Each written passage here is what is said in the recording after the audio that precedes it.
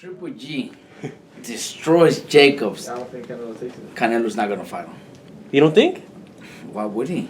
He's fighting Chavez, and if he beats Chavez, he doesn't need to fight Triple G. If I fight Triple G next year, and then he'll beat Triple G.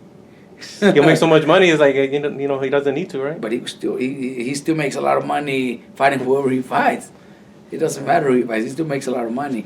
Maybe with Triple G he'll make double or triple the money. But he'll do that in 3 fights, 3 easy fights. Yep. So why take them?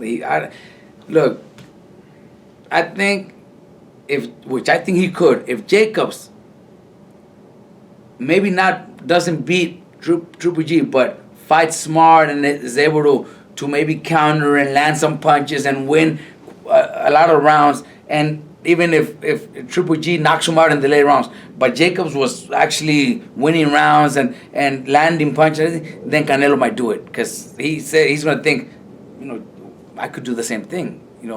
Maybe I'm stronger. Maybe I could take a better punch. So I think he'll do it. But if he sees, if the fight's short and Jacobs just seems like he's got no shot in there, and Triple G goes out and destroys him with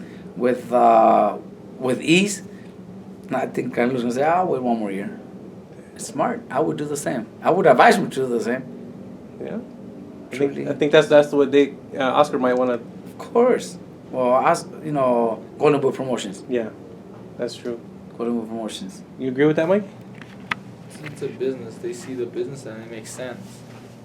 They're collecting all the money that's available before having to fight, a threat in Triple G. I keep telling everybody, if you go back to Canelo beating Cotto, he was supposed to fight Triple G right after that. Mm-hmm. They avoided that.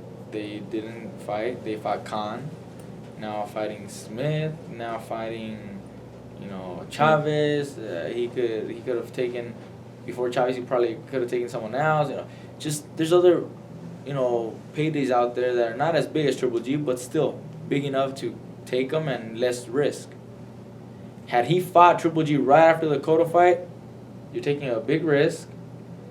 Where let's say you do make, $20-30 million or more on that one fight, but if you lose, then you're gonna come back to fight maybe for $5-6 million a fight. But no, even if he you don't know, because that fight could be a career-ending fight where maybe he takes a punishment where he could. It's a risky fight. It's a very risky fight where he won't be able to do those fights anymore.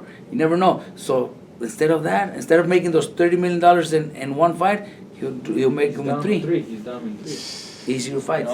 He did. He if he would have taken it, and let's say he would have lost, like I was telling you, and let's say it's not a career-ending loss, but still, he's gonna come back and maybe fight for $5-6 million, $3 million, somewhere in there, okay?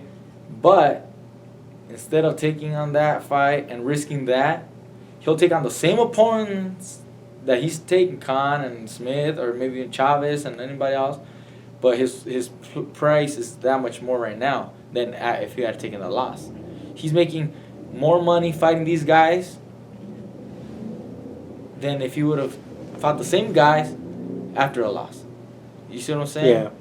Fighting these guys, he's still making $15-20 million per fight. Had he taken these same guys after losing to Triple G, he'd only be making $3 to $5 or $6 million. And now he's making more money now. And then when he fights Triple G, instead of 30, he might make 50. Because he just waited and just made that fight even bigger and bigger. When he does fight him next year, if he does, or 2 years from now, he's probably gonna make 50 instead of 30.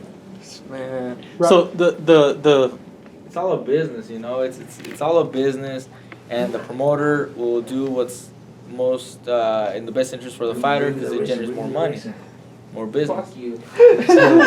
Don't be a pussy. My shoes are off. Shoes off. Shoes off. Save. Last night I should have done it last night.